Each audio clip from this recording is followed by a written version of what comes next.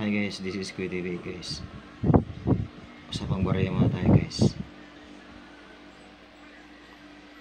Commemorative coins 150 years ago and over. Ito guys,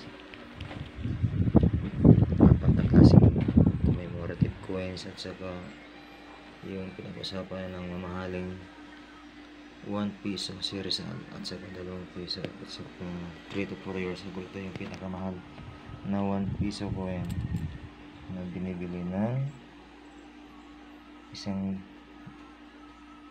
vlogger na mayaman sa halagang tig 1 million bawat isa. Ito yun, si Rizal from 1975 to 1982.